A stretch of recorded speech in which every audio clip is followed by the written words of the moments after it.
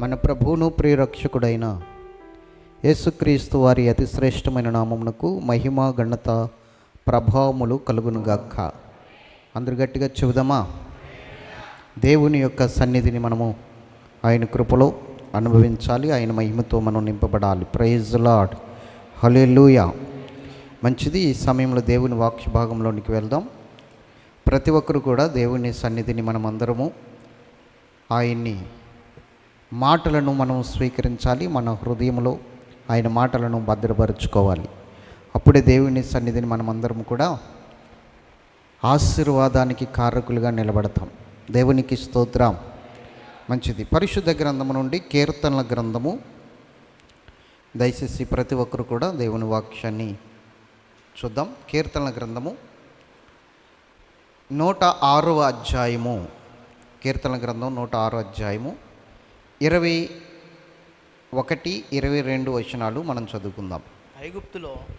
ఐగుప్తులో గొప్ప కార్యములను మహాదేశములో ఆశ్చర్య కార్యములను ఎర్ర సముద్రమునొద్ద భయము పుట్టించు క్రియలను చేసిన తమ రక్షకుడైన దేవుణ్ణి మరిచిపోయిరి. స్తోత్రం చెప్పాలి.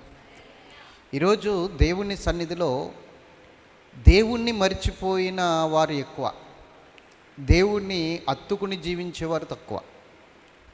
వాక్యం ఏం చెప్తుందంటే ఆయన్ని అత్తుకుని జీవించాలని. ఏమని చెప్తుంది చెప్పాలి.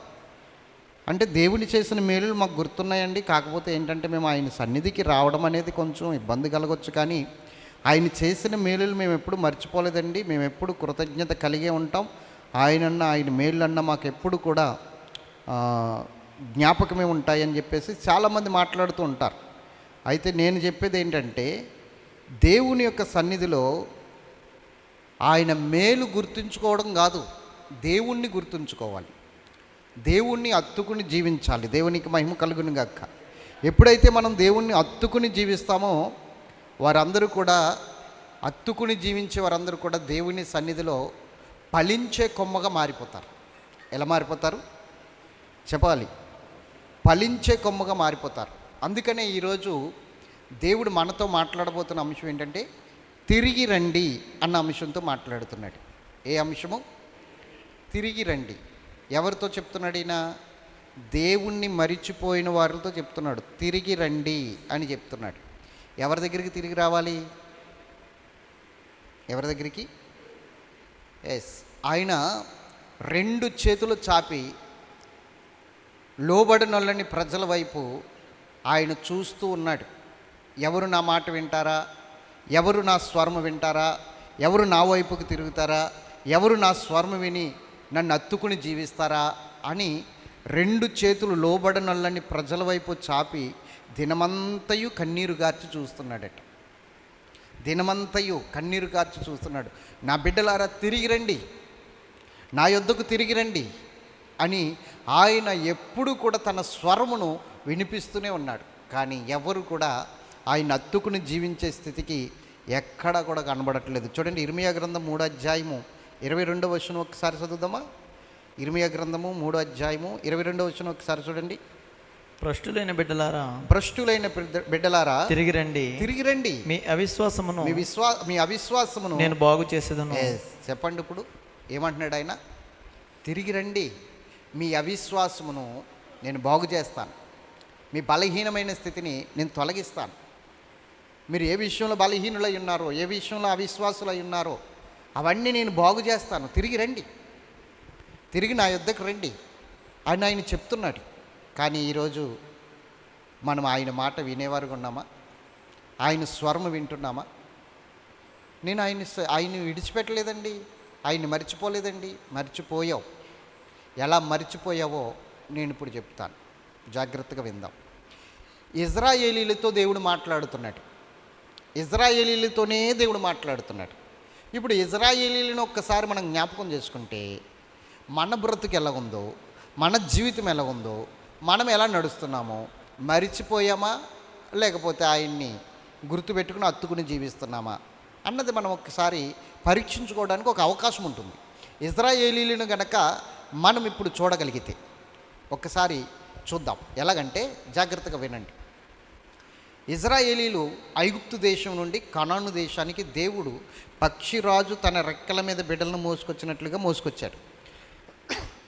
మోసుకొచ్చి ఐగుప్తు దేశంలో నుండి కనాను దేశంలో వారికి వాగ్దాన భూమిలో వారిని ఫలింపజేశాడు.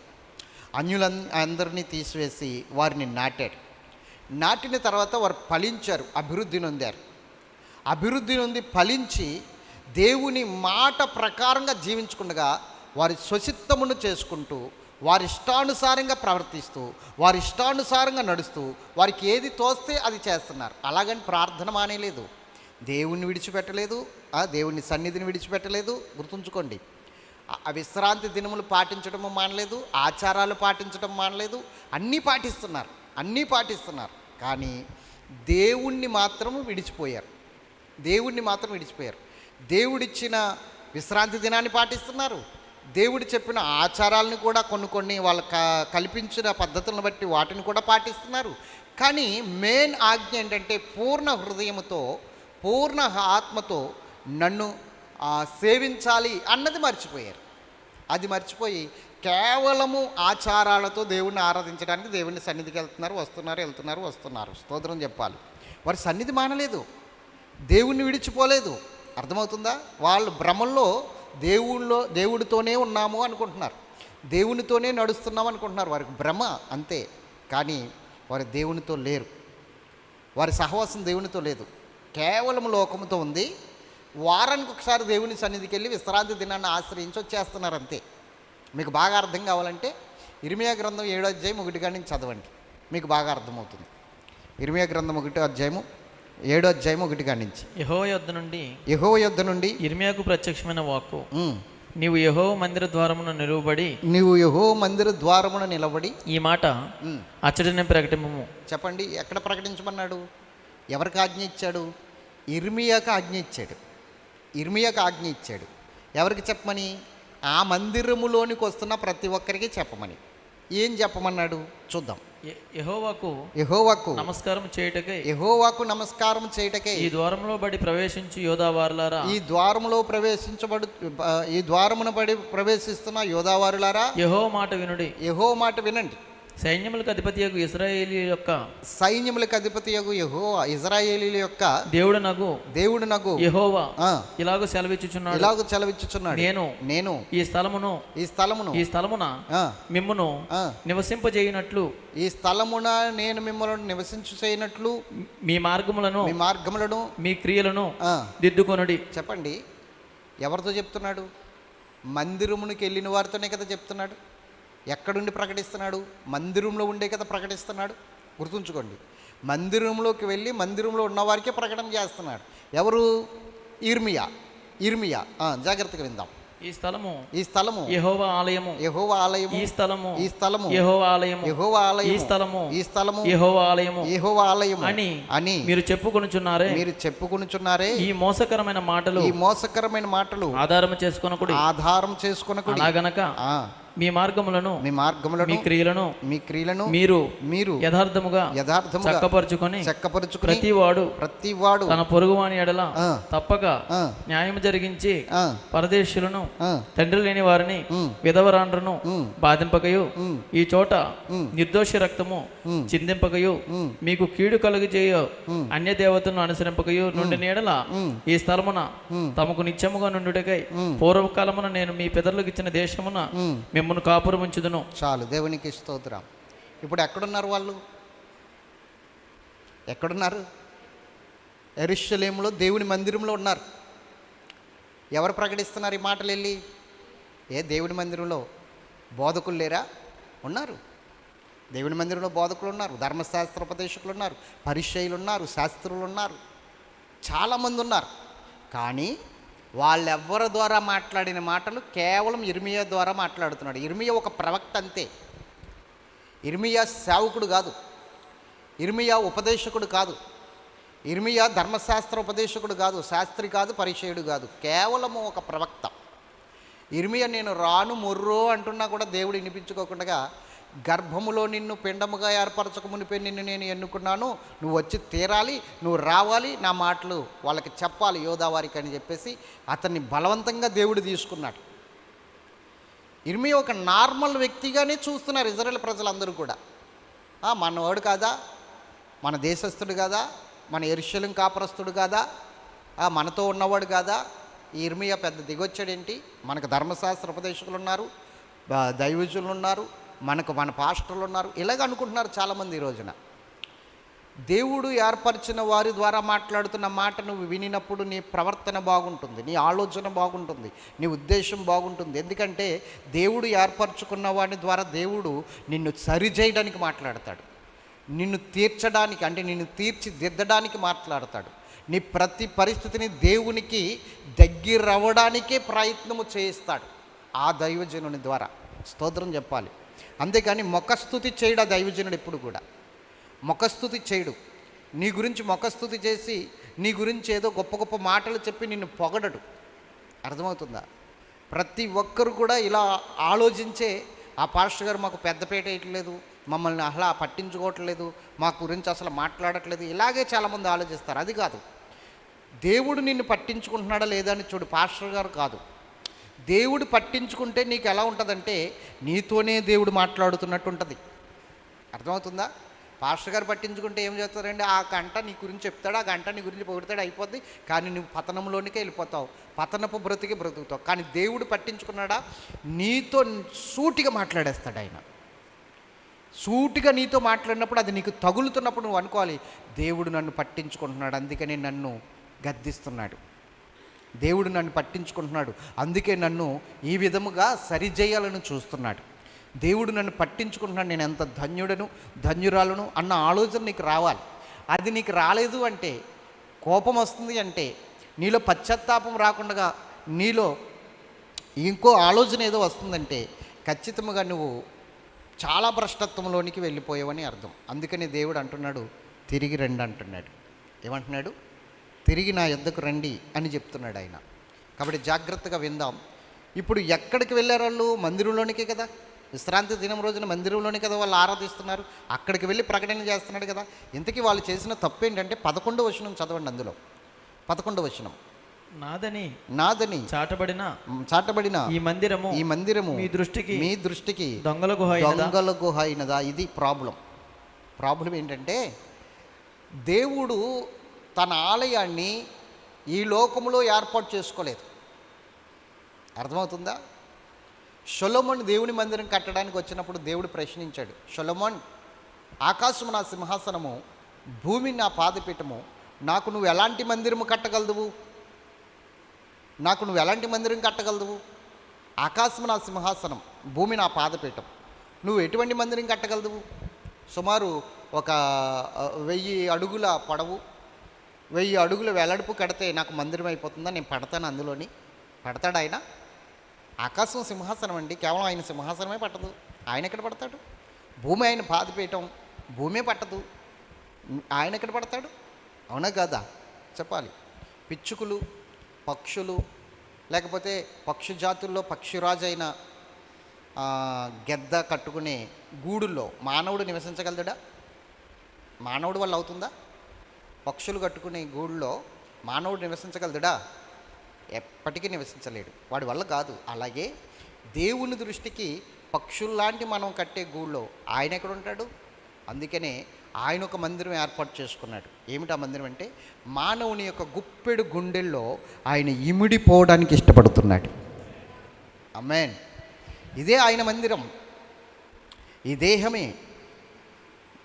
కొరింథీ పత్రిక 3వ అధ్యాయం 16వ వచనంలో ఈ మాట రాయబడింది. 1 కొరింథీ 3వ అధ్యాయం 16వ వచనం ఒకసారి తీయండి. 1 కొరింథీ, మీరు దేవుని ఆలయమై ఉన్నారనియు దేవుని ఆత్మ మీలో నివసించుచున్నాడని మీరెరగరా. స్తోత్రం చెప్పండి. ఏది ఇప్పుడు దేవుని ఆలయం? నాదని చాటబడిన మందిరము మీ దృష్టికి దొంగల గుహ అయినదా అంటున్నాడు ఇక్కడ. ఇప్పుడు వాళ్ళు చేస్తున్న తప్పు ఏంటంటే, వాళ్ళు చేస్తున్న పొరపాటు ఏంటంటే, జాగ్రత్తగా వినండి, దేవుణ్ణి విడిచిపెట్టి దేవుని మందిరమైన ఈ దేహమును పాడు చేస్తూ కేవలము 4 స్తంభాలు వేసి, ఆ స్తంభాలకు ఏదో స్లాపో రేకో ఏదో వేసి దాన్ని పూడ్చుకుని అక్కడ కూర్చుని అదే మందిరం అని భ్రమపడుతున్నారు. అది మందిరము కాదు. అసలైన మందిరము నువ్వే మందిరము. నీలో దేవుడు నివసించాలి. అందుకనే నిన్ను ఏర్పరచుకున్నాడు, అందుకనే నిన్ను ఎన్నుకున్నాడు, అందుకనే నిన్ను కలగజేసుకున్నాడు. మానవ యొక్క ఆ జీవితం అంటే ఈ యొక్క నిర్మించుకున్న ఈ నిర్మాణం దేవుని నిర్మాణం. ఇది నిర్మాణం అంటే పెద్దదని అర్థమవుతుందా? చేసుకున్నాడు అంటే చిన్నది, చేసుకున్నాడంటే వంట చేసుకున్నాడు, పని చేసుకున్నాడు, ఇది చిన్నది. నిర్మాణం అంటే పెద్దది. అందుకనే దేవుడు మానవుని నిర్మించుకున్నాడని రాయబడి ఉంది. ఇది నిర్మాణం, దేవుని నిర్మాణం. ఇది ఎందుకు నిర్మించుకున్నాడు? దేవుడు నివసించడానికి నిర్మించుకున్నాడు. దేవుడు నివసించడానికి ఈ నిర్మాణము ఏర్పాటు చేసుకున్నాడు. ఇది దేవుని నిర్మాణం. దీంట్లో దేవుడు నివసించాలి. కానీ ప్రస్తుతం ఇది దొంగల గుహ అయిపోయింది. ఇది సాతాను యొక్క వశం అయిపోయింది. వాడు కబ్జా చేశాడు ఈ స్థలాన్ని. వాడు కబ్జా చేసి వాడు ఇందులో నివసిస్తున్నాడు, దేవుణ్ణి బయటికి గెంటేశాడు. అందుకనే ఒక అద్భుతమైన మాట రాయబడి ఉంది ప్రకటన గ్రంథంలో. ఇదిగో నేను బయట తలుపు నొద్ద నిలబడి తట్టుచున్నాను, ఎవడు నా స్వరమిని తలుపు తీస్తాడో వాడును నేనును లోనికి పోయి భోజనం చేస్తాను అంటున్నాడు ఆయన. అవునా? ఇప్పుడు ఎక్కడున్నాడు ఆయన? లోపల ఉండవలసిన ఆయన బయట ఉన్నాడు, బయట పోవలసిన వాడు లోపల ఉన్నాడు. ఇదేమైంది? ఇప్పుడు దొంగల గుహ అయింది. ఇప్పుడు బయటుండి ఆయన ఏం చేస్తున్నాడు? నా స్వరము వింటున్నారా, నా స్వరము వింటున్నారా, వింటే తలుపు తీయండి, నా స్వరము వింటే తలుపు తీయండి అని చెప్పేసి ఆయన బయట ఉండి తలుపు తడుతున్నాడు. ఎంతమంది వింటున్నారు ఆయన స్వరం? ఎంతమంది వింటున్నారు ఆయన స్వరం? తలుపు తడుతున్నాడు. నా స్వరము విన్నవాడు తలుపు తీస్తాడు. ఖచ్చితంగా ఆయన స్వరం వింటేనే నువ్వు తలుపు తీస్తావు. అర్థమవుతుందా? లేకపోతే తీయవు. ఆయన స్వరం వింటేనే నువ్వు తలుపు తీస్తావు. మరి ఆయన స్వరం నీకు వినబడుతుందా? లేదు. పాస్టర్ గారి స్వరం వినబడుతుంది, దైవజనుడి స్వరం వినబడుతుంది, ఆయన పొగడతలు వినబడుతున్నాయి. ఆయన నిన్ను పొగుడుతుంటే, కానుకలు ఇస్తుంటే పొగుడుతున్నాడు, ఇంటికి వచ్చి భోజనం పెడుతుంటే పొగుడుతున్నాడు. మొన్న ఒక మీటింగ్కి వెళ్తే ఆయన అంటున్నాడు, ఈవిడ నేనంటే అంత ప్రేమో, ఎన్ని వెరైటీలు వండిందో, నిజంగా నేను ఎప్పుడు వచ్చినా ఈవిడ అలాగే వండుతుంది అంటున్నాడు. స్తోత్రం చెప్పాలి. పైగానంటే దేవుడు దర్శనం చూపించాడట పాస్టర్ గారు వస్తున్నారని, అందుకని వండేసిందట. అంటే ఇండైరెక్ట్గా ఏం చెప్తున్నాడు? మీరు కూడా మేము వచ్చినప్పుడు అన్నీ వండండి అని చెప్తున్నాడు అక్కడ. దేవునికి మహిమ కలుగును గాక. అర్థమవుతుందా? గుర్తుంచుకోండి దేవుని బిడ్డలారా, పొగడతలు దేవుని స్వరము వినబడుతుందా, లేకపోతే ఇక్కడ నిలబడుతున్న వాడిని స్వరం వినబడుతుందా నీకు? దేవుడే నీతో మాట్లాడుతున్నాడన్న భావం నీకు ఎప్పుడు వస్తుందో అప్పుడు నువ్వు అద్భుతమైన రీతిలో దేవునికి ఒక నిర్మాణముగా కట్టబడిపోతావు, దేవునికి ఒక స్థలముగా ఏర్పరచబడిపోతావు, దేవుని నివాస స్థలముగా మారిపోతావు. దేవుని నివాస స్థలముగా మారితే నిన్ను టచ్ చేయగలిగిన వాడెవడు? నిన్ను ముట్టుకోగలిగిన వాడెవడు? నీకు కీడు చేయగలిగిన వాడెవడు? అసలు నీకు విరోధంగా రూపించబడిన ఏ ఆయుధము వరదలదు కదా. ఇంకా దేవుడు ఎప్పుడైతే నీలో నివసిస్తున్నాడో నీలో ఒక శక్తి, ఒక ప్రభావం, నీలోనికి ఒక మహిమ, ఒక తేజస్సు, ముఖక్రాంతి దిగిపోతాయి నీలోనికి. ఇంక ఏ విషయంలో కూడా నీవు దిగులు పడవలసిన అవసరం లేదు. కానీ ఇప్పుడు నువ్వు వ్యర్థముగానే ఇన్ని పరిస్థితులు అనుభవిస్తున్నావంటే ఇజ్రాయేలీలు చేసిన తప్పు మనము చేస్తున్నాం. మందిరానికి వెళ్తున్నాం, వస్తున్నాం, ఆరాధనలకు వెళ్తున్నాం, వస్తున్నాం, కానీ దిద్దుకోవలసినవి దిద్దుకోవట్లేదు, ఒప్పుకోవలసినవి ఒప్పుకోవట్లేదు, విడిచిపెట్టవలసినవి విడిచిపెట్టట్లేదు, చేర్చుకోవలసిన ఆయన్ని చేర్చుకోవట్లేదు. అందుకని ఈరోజు మనము ఎలా ఉన్నామంటే కేవలము పెదవులతో ఆరాధించేవారిగా ఉన్నాము, కానీ హృదయాలు మాత్రమే ఆయనకి దూరంగా ఉన్నాయి. ఇజ్రాయేలీలు అలాగే ఆరాధిస్తున్నారు, పెదవులతో మాత్రమే ఆరాధిస్తున్నారు, దేవునికే వారి హృదయాలు దూరముగా పెట్టేశారు. ఎందుకు చూపిస్తాను చూడండి.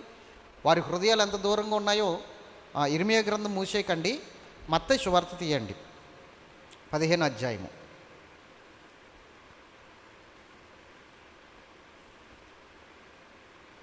మత్తయి సువార్త 15వ అధ్యాయం తీయండి.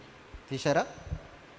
చూడండి 6వ వచనం కాడి నుంచి మనం విందాం, చదువుదాం. మీరు మీ పారంపర్య ఆచారముల నిమిత్తమే దేవుని వాక్యమును నిరర్థకం చేయుచున్నారు. చెప్పండి, ఇప్పుడు ఎందుకు దేవుని వాక్యం నిరర్థకం అయిపోతుంది? పారంపర్య ఆచారాలు, మన పితరుల నాటి నుంచి వచ్చిన ఆచారాలు. చెప్పండి.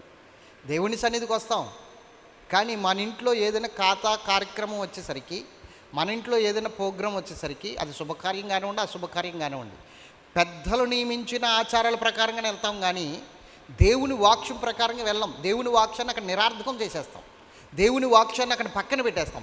కేవలం పెద్దలు ఎలా చెప్తున్నారో అలాగా. పూర్వం నాటి నుండి ఉందండి, పూర్వం నాటి నుండి ఉన్నది, అది మనుషులు పెట్టిందే కదా. దేవుడు ఏం చెప్పాడు అది చెయ్యి. అర్థమవుతుందా? కేవలం ఆచారాలు.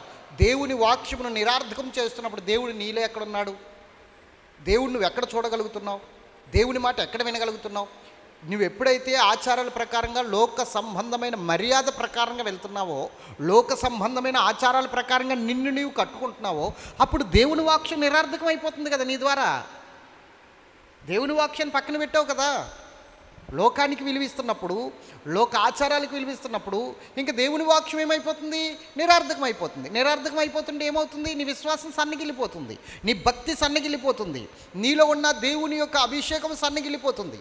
ఇంకా కేవలం ఏం జరుగుతుందంటే, వాక్యము నిరార్థకం అయిపోతే శక్తిహీనుడు అయిపోతున్నావు ఆత్మీయంగా, శక్తిహీనురాలు అయిపోతున్నావు ఆత్మీయంగా.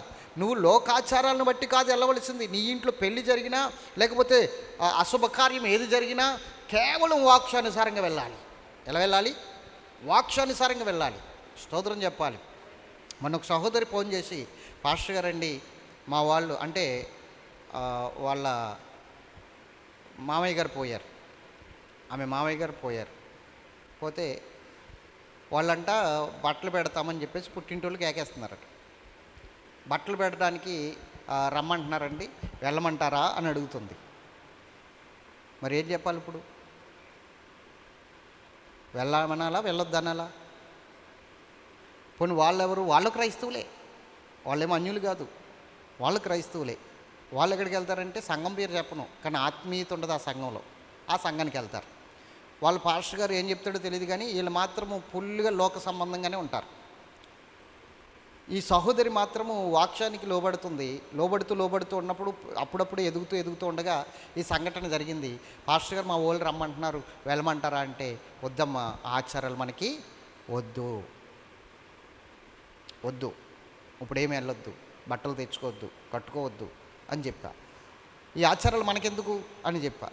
అయితే వాళ్ళు అన్నారంట, మేము వెళ్ళట్లేదా సన్నిధికి, మేము నమ్ముకోలేదా దేవుణ్ణి, మేము బాప్తిసం తీసుకోలేదా, మరీ అంత దారుణంగా ఉండకూడదు, ఇవి కూడా చేస్తూ ఉండాలి, ఇవి మన పెద్దలు పెట్టినవి, లేకపోతే కీడు, మాకు కీడు. ఎవరికి కీడు?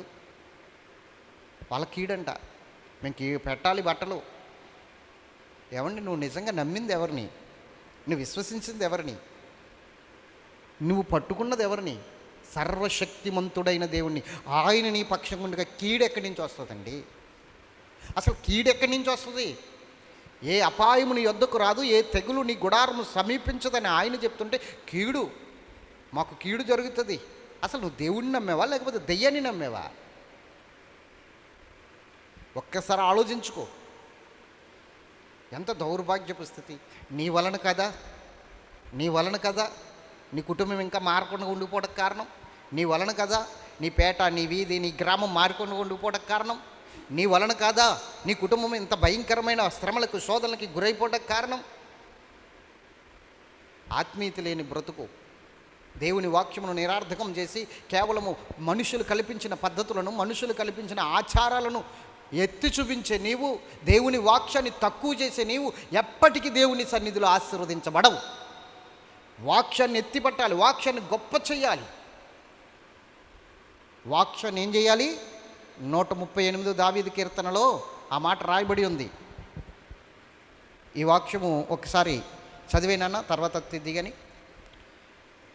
వేషధారులారా, ఈ ప్రజలు తమ పెదవులతో నన్ను గణపరచుదురు గాని వారి హృదయము నాకు దూరముగా ఉన్నది. చెప్పండి, ఏం చేస్తున్నారంటే వీళ్ళు? ఏం చేస్తున్నారు వీళ్ళు? పెదవులతో గణపరుస్తున్నారు, కానీ హృదయాలు ఏమైపోయినాయి? దూరముగా ఉన్నాయి. ఎందుకు దూరంగా ఉన్నాయి? ఇప్పుడు మనకు అర్థం కావాలి ఎందుకు దూరంగా ఉన్నాయి. వాక్యాన్ని తక్కువ చేస్తున్నారు. పారంపర్య ఆచారాలను, పితరుల నాటి నుండి వచ్చిన పారంపర్య ఆచారాలను మాత్రము ఏం చేస్తున్నారు? హెచ్చిస్తున్నారు. వాటిని కాదు హెచ్చించవలసింది, దేవుని వాక్యాన్ని హెచ్చించాలి.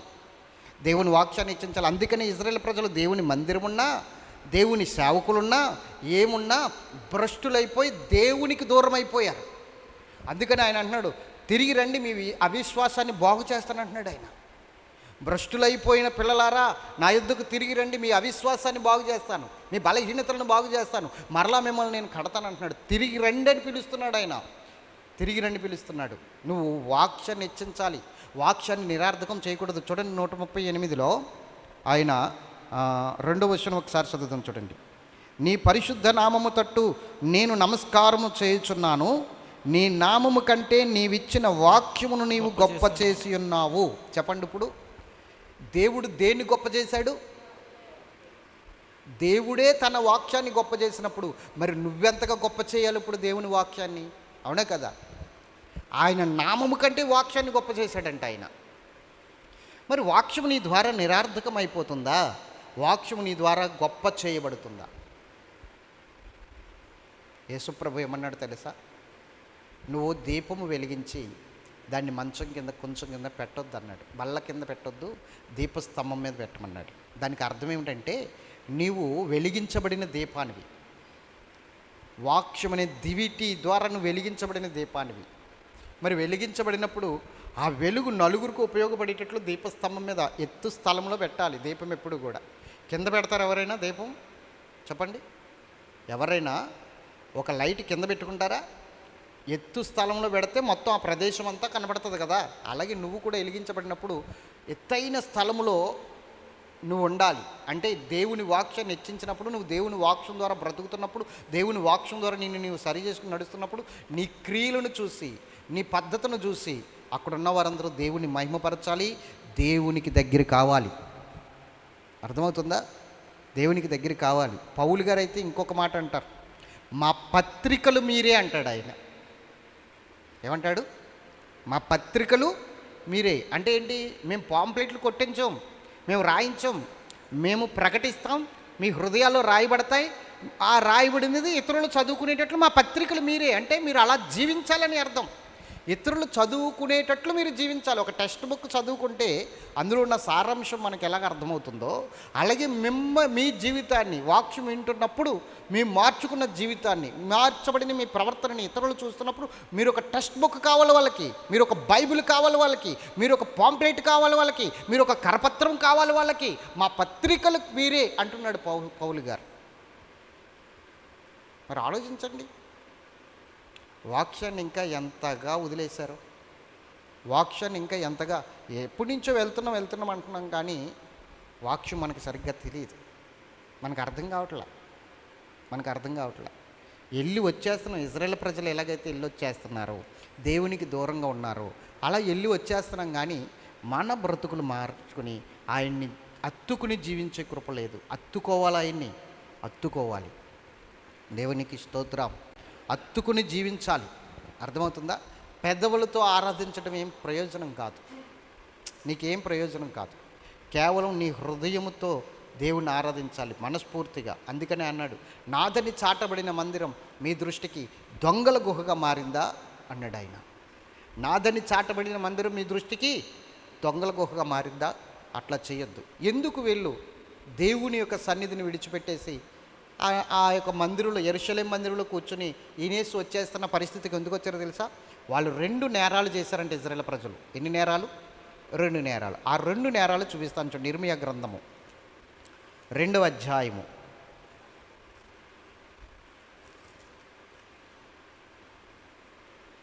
అందరూ తీయండి. ఇర్మియా గ్రంథము 2వ అధ్యాయము తీశారా?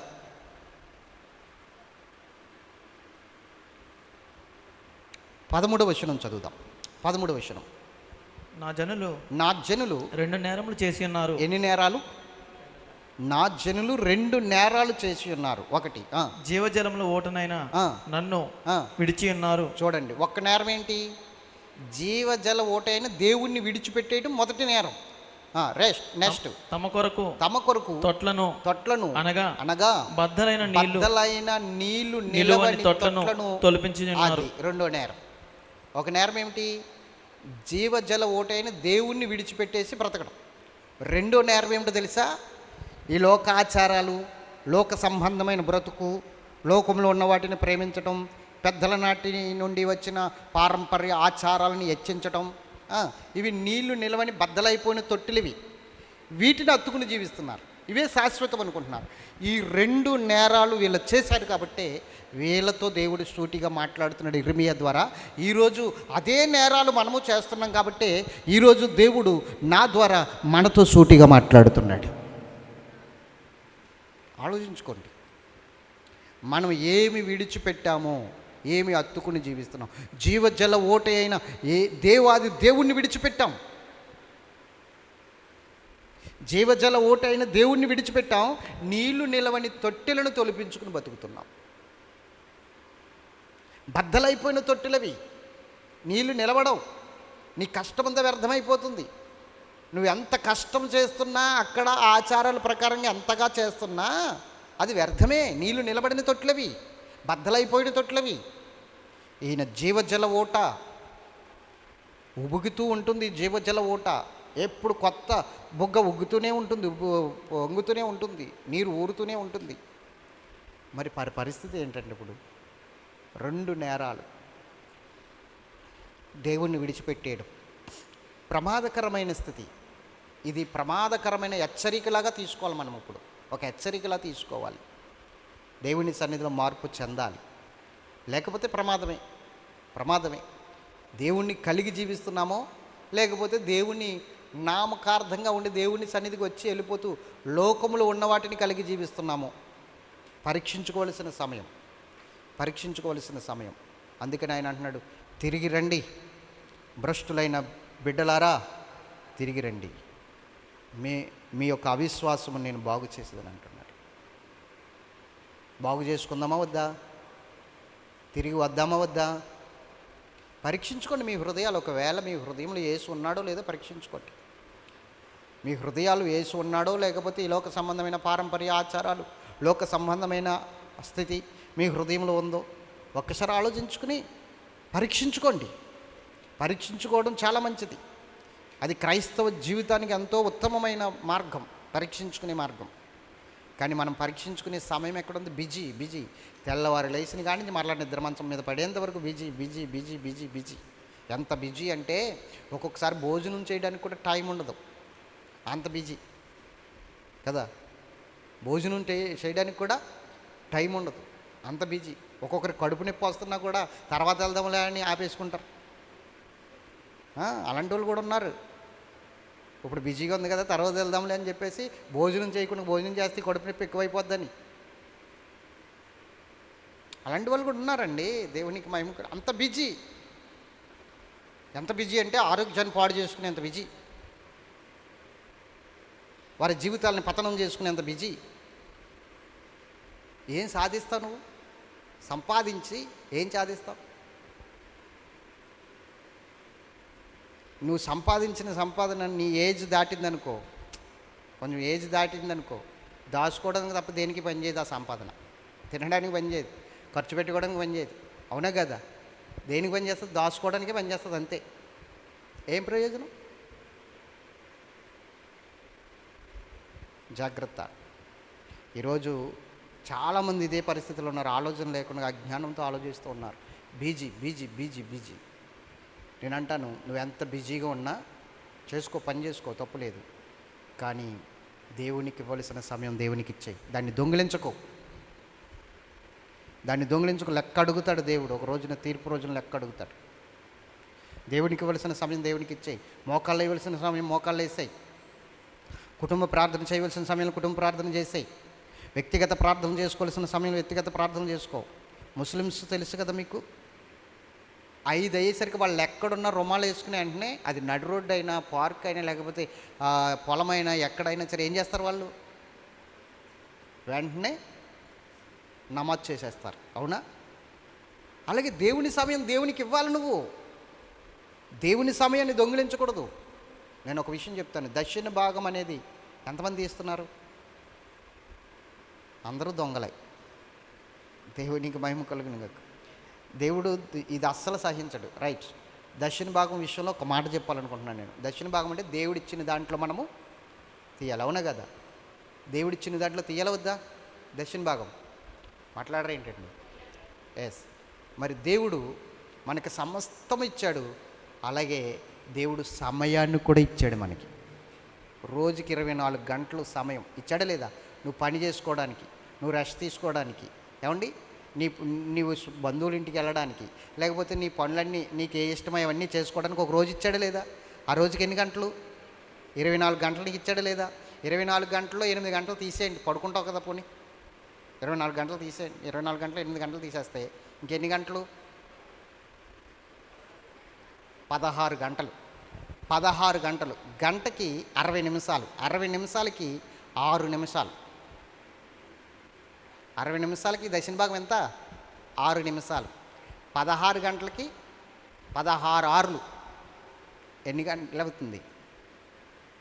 లెక్కే. దేవుడికి ఇవ్వాల్సిన దక్షిణ భాగం సమయములో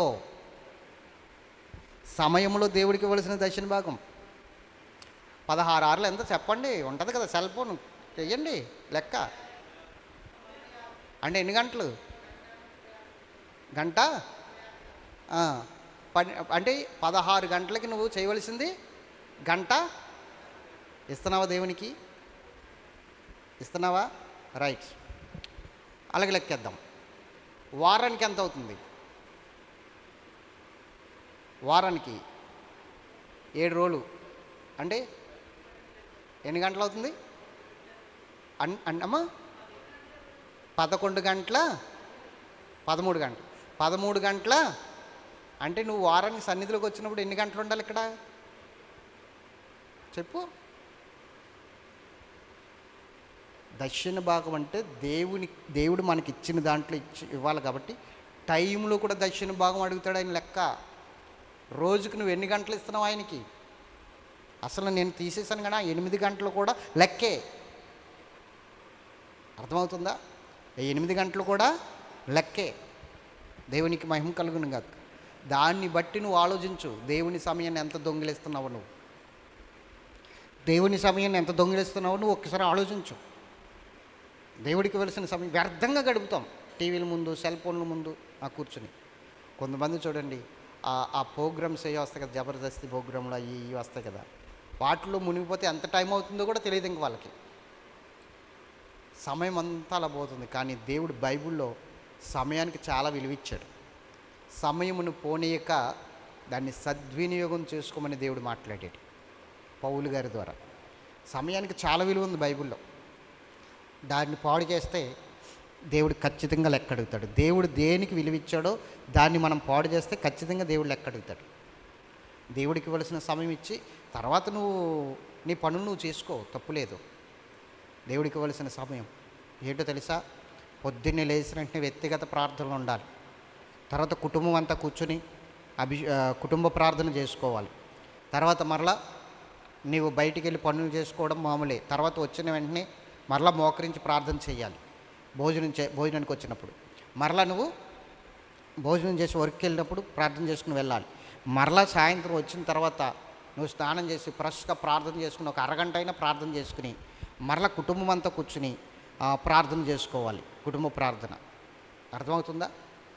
అది. కానీ మనము ఎప్పుడు అర్ధరాత్రి కూడా వస్తాం ఇంటికి. ప్రార్థన ఎక్కడ ఉంటుంది? కుటుంబ ప్రార్థన ఉండదు. అప్పుడు పిల్లలు నిద్రపోతారు. పోటీ భార్య నీ కోసం ఎదురు చూస్తుంది కదా, నువ్వు అన్నం తినకుండా. మరి కనీసం మీ ఇద్దరైనా ప్రార్థన చేసుకుంటున్నారా? వచ్చిన వెంటనే స్నానం చేసేయటం, భోజనం చేసేయటం, మంచం ఎక్కేయటం, ఇదే కదా. లేకపోతే ఒక పావు గంట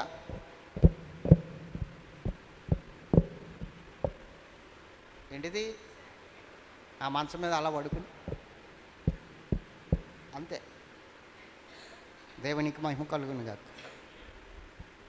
ఏదో ఒక రోజున దొరికిపోతావు నువ్వు దొంగవే. ఎందుకంటే జీవజల ఓటే అయిన దేవుణ్ణి విడిచిపెట్టి నీళ్లు నిలవని తొట్టి బద్దలైపోయిన తొట్టెలను తొలిపించుకోవడం ప్రమాదకరమైన స్థితి. ఆ 2 నేరాలు ఇప్పుడు మనలో కనబడుతున్నాయి. అందుకని తిరిగి రమ్మంటున్నాడు ఆయన. తిరిగి రమ్మంటున్నాడు. ఏం చేద్దాం ఇప్పుడు చెప్పండి? వద్దామా? ఇలాగే కంటిన్యూ చేద్దామా? ఏం చేద్దాం? నేను ముందే చెప్పాను, నీతో మాట్లాడుతున్నాడు దేవుడు అనిపిస్తే దేవుడు నిన్ను పట్టించుకుంటున్నాడని అర్థం. దేవుడు నిన్ను ప్రేమిస్తున్నాడని అర్థం. అవునా కదా? నీతో మాట్లాడుతున్నాడంటే అర్థం ఏంటి? నిన్ను పట్టించుకుంటున్నాడని అర్థం, నిన్ను సరిచేయాలనుకుంటున్నాడని అర్థం. నిన్ను తనతో ఉంచుకోవాలనుకుంటున్నాడని అర్థం. కాబట్టి వినండి బ్రదర్స్, సిస్టర్స్, విని దేవుని వైపుకు తిరగండి. తిరిగి ఆయన హత్తుకుని జీవించే కృపను మరలా మనం పొందుకుందాం. విడిచిపెట్టొద్దు. ఇంత గొప్ప భాగ్యం మరలా మనకి రాదు, ఇంత ధన్యత మనకి రాదు. దేవుడు మన కోసం చేసిన వాటిలో మనం ఎంత చేస్తాం ఆయనకు పూర్తిగా లొంగిపోదాం, పూర్తిగా సరెండర్ అయిపోదాం. ఆయనే నడిపించుకుంటాడు మనల్ని, మన బిడ్డల్ని ఎలా ఉంచాలో ఆయనే ఉంచుతాడు. ఇందులో మన ప్రయాస ఏమీ లేదు, మన కష్టమేమీ లేదు. దేవుని వాక్యం ఒకటి అద్భుతంగా రాయబడింది. యెహోవా ఆశీర్వాదం ఐశ్వర్యం ఇచ్చును, నరుల కష్టము చేత అది ఎక్కువ, నీ కష్టం చేత ఎక్కువ కాదు. యెహోవా ఆశీర్వాదమే ఐశ్వర్యం ఇస్తుంది. ఎప్పుడు కూడా నువ్వు కష్టపడు, ఏదో దెబ్బ తగులుతుంది, ఏదో రకంగా పోతుంది. నీ ప్రయాస కాదు, యెహోవా మీద దృష్టి పెట్టు, దేవుని మీద దృష్టి పెట్టు. ఆయన నిన్ను ఆశీర్వదిస్తే ఐశ్వర్యం దాని అంతటిని అదే వస్తుంది. దేవుడు ఆశీర్వాదం ఐశ్వర్యం ఇస్తుంది. అందుకని దేవునికి వేరుగా ఉండి ఏదో చేసేద్దాం అనుకుంటే దెబ్బ మీద దెబ్బ తినవలసిందే తప్ప నీ కష్టం అంతా వ్యర్థమైపోతుంది. అక్కడ నీ చేతుల కష్టం అంతా వ్యర్థమైపోతుంది. అందుకని యెహోవా ఆశీర్వాదము ఐశ్వర్యం ఇచ్చును. ఆయన ఆశీర్వాదానికి లోబడి చూడు, అంత ఫలింపులోకి వస్తుంది. దీవెనకరమైన స్థితిలో ఉంటాం. అర్థమైందా? ఎంతమందికి అర్థమైంది? చేతుల పైకి ఎత్తండి. ఏం చేద్దాం ఇప్పుడు? మరి నిలబడదామా లేదా? దేవుని వైపు చూద్దామా లేదా? తిరిగి వెళ్దామా లేదా? తిరిగి రండి అని ఆయన మాట్లాడుతున్నట్లుగా తిరిగి వెళ్దామా? ప్రార్థన చేసుకుందాం. దేవుడి మాటలు తన వెనుకడలు దీవించునుగాక.